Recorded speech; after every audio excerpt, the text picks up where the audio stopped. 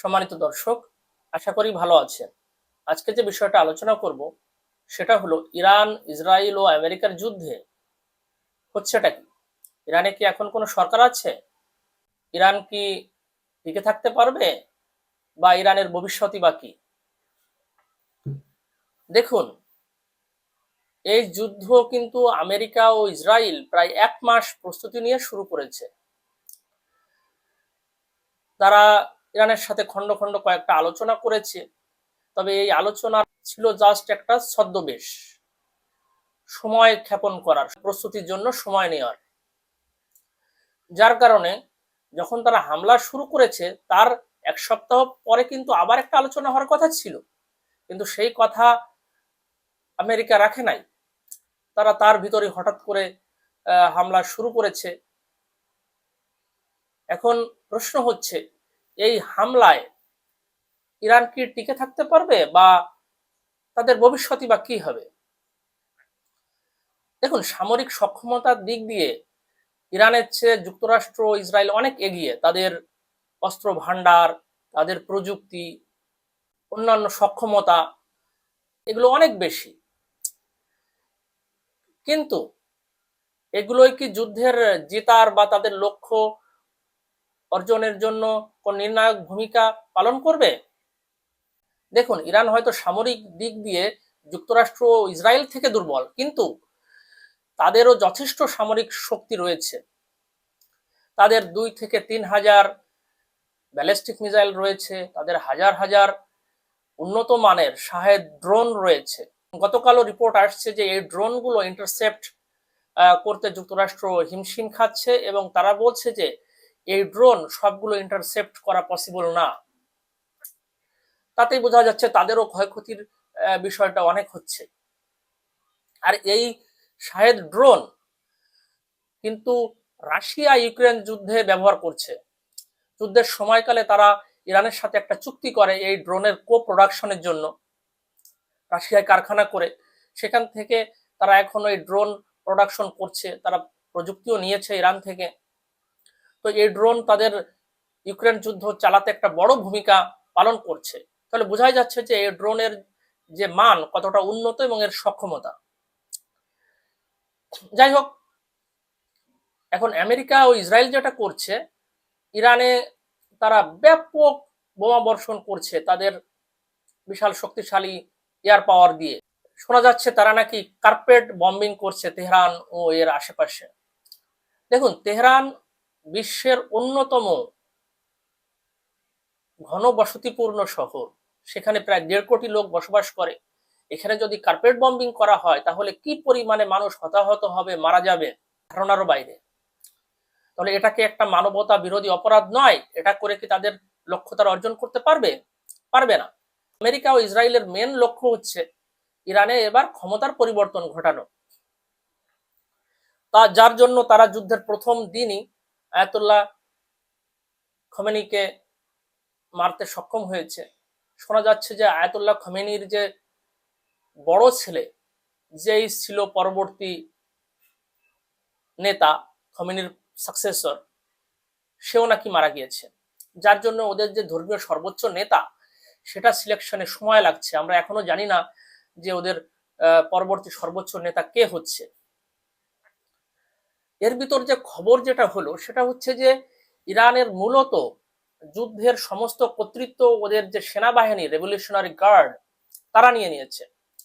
সেক্ষেত্রে রাজনৈতিক নেতৃত্বের হত্যা বা এদের পরবর্তী যে সাকসেসর তাকেও হত্যা করা, এটা রেজিম চেঞ্জের ক্ষেত্রে খুব বেশি ভূমিকা আসবে না।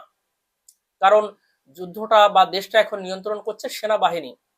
আর আমার মনে হয় না ইরানের সেনাবাহিনী আমেরিকার কাছে এইভাবে নথি স্বীকার করবে বা তাদের সহায়তা করে দেশে ক্ষমতার পালাবদল বা পরিবর্তন ঘটাবে। দেখুন, ইরানের সেনাবাহিনী কিন্তু অনেক বড়, প্রায় 10 থেকে 12 লক্ষ আর্মি আছে ওদের।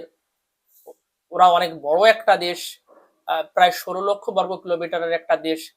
এত বড় দেশে এইভাবে শুধু এয়ার পাওয়ার বম্বিং করে আপনি ক্ষমতার পালাবদল ঘটাতে পারবেন না।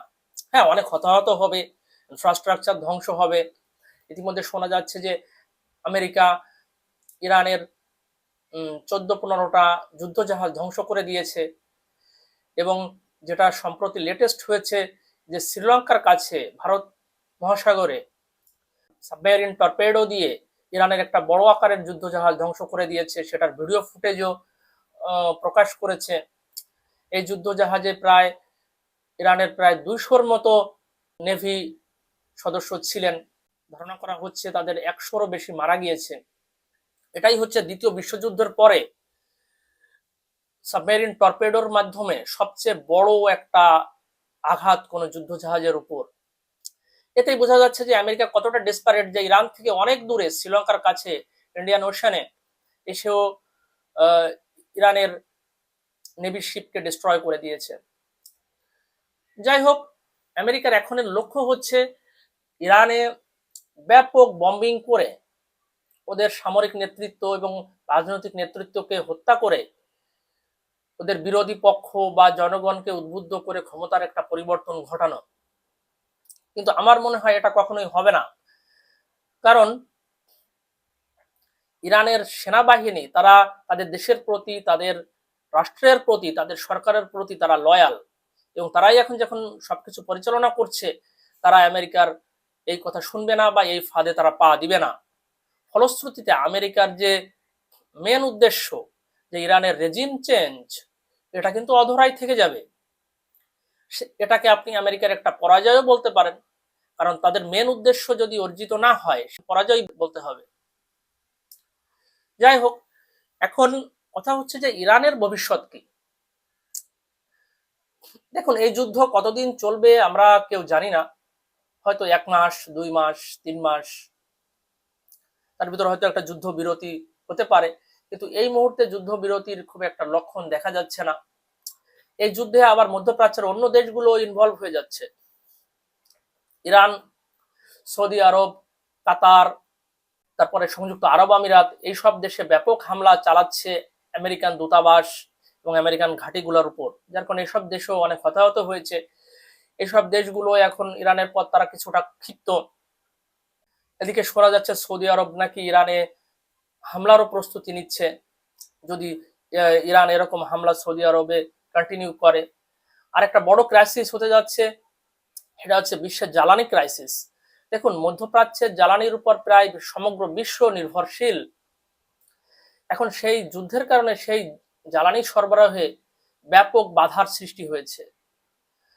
হরমুজ প্রণালীতে নাকি একটা তেলবাহী ট্যাঙ্কারের উপরও হামলা হয়েছে, যার কারণে ওখানে জাহাজ চলাচল খুবই সীমিত হয়ে পড়েছে। এতে দেখা যাচ্ছে সমগ্র বিশ্বে একটা জ্বালানি ক্রাইসিস হতে পারে, একটা এনার্জি ক্রাইসিস। যাই হোক, এই যুদ্ধ যদি বেশি দিন কন্টিনিউ করে, সমগ্র বিশ্বকেই এর মূল্য দিতে হবে। সমগ্র বিশ্বই একটা এর জন্য সাফার করবে। তো এখন যেটা কথা হচ্ছে যে ইরান এখন কি করতে পারে। ইরান আসলে আপাতত যুদ্ধ চালিয়ে যেতে পারে, আমার তাই মনে হচ্ছে তারা সেটাই করবে। আর যুক্তরাষ্ট্র তাদের যে প্ল্যান, সেই প্ল্যান অনুযায়ী তারা আগানোর চেষ্টা করছে, যে রেজিম চেঞ্জ। কিন্তু আমার মনে হয় ল্যান্ড ইনভেশন ছাড়া এইভাবে এরকম বড় দেশে ক্ষমতার পরিবর্তন সম্ভব নয়। কিন্তু ইরানের মতো বড় দেশ, যাদের বিশাল বড় মিলিটারি রয়েছে, সেখানে ল্যান্ড ইনভেশন যুক্তরাষ্ট্র বা ইসরায়েল আমার মনে হয় না এখন করবে, কারণ সেক্ষেত্রে যুদ্ধটা কয়েক বছর টানতে হবে এবং এর বিশাল ব্যয় বহন করতে হবে, প্রচুর হতাহত হবে, লক্ষ লক্ষ আমেরিকান ও ইসরায়েলি সৈন্য ইরানে পাঠাইতে হবে। তারপরেও যুদ্ধের আউটকাম পুরোপুরি নিশ্চিতভাবে বলা যায় না যে এটা তাদের পক্ষে যাবে, কারণ আপনি যখন অন্য একটা দেশে যুদ্ধ করতে যাচ্ছেন, সেখানের তো কোনো কিছুই আপনি চেনেন না। এবং ইরানের যে হস্টাইল পরিবেশ, একটা মরুভূমির দেশ, সেখানে যুদ্ধ করা কিন্তু সোজা নয়। এটা কিন্তু আফগানিস্তান যুদ্ধ প্রমাণিত হয়েছে। আমেরিকানদের সেখানে অনেক স্ট্রাগল করতে হয়েছে, শেষমেশ তো আফগানিস্তান থেকে তাদের পালাইতে হলো। তো যাই হোক, আমার যেটা বিশ্লেষণ সেটা হচ্ছে যে এই যুদ্ধে শেষমেশ ইরান সার্ভাইভ করবে। ইরানের হয়তো সামরিক দিক দিয়ে, ইনফ্রাস্ট্রাকচার দিক দিয়ে অনেক ক্ষতি হবে, ওরা চাচ্ছে ইরানের নেভিকে ধ্বংস করে দিতে বা ইরানের যে মিসাইল পোটেনশিয়াল সেটাকে ধ্বংস করে দিতে। পুরোপুরি ধ্বংস করতে মনে হয় না পারবে, অনেক ক্ষতি হয়তো হবে, কিন্তু ইরান সার্ভাইভ করবে এবং ওদের যে মেন লক্ষ্য ইরানের যে রেজিম চেঞ্জ ওটা মনে হয় হবে না। এবং সেটা যদি না হয় সেক্ষেত্রে ওদের আলটিমেট যে গোল আমেরিকা ও ইসরায়েলের, যে ওদের পরমাণু প্রকল্পগুলো বন্ধ করে দেওয়া যাতে ওরা পারমাণবিক বোমা আর না বানাইতে পারে, সেই লক্ষ্য কিন্তু ওরা অর্জন করতে পারবে না। কারণ সরকার যদি ওদের পছন্দ মতো ইরানে না আসে সেক্ষেত্রে তারা কিন্তু তাদের পারমাণবিক যে প্রকল্পগুলো ওইগুলো কন্টিনিউ করবে আবার। এবং তাদের কিছু বৈদেশিক মিত্র আছে, বিশেষ করে ইরানের পরমাণু প্রকল্পগুলোর একটা বড় সহায়তাকারী হচ্ছে রাশিয়া। এখন সেক্ষেত্রে তারা ওই প্রকল্পগুলো আবার কন্টিনিউ করবে।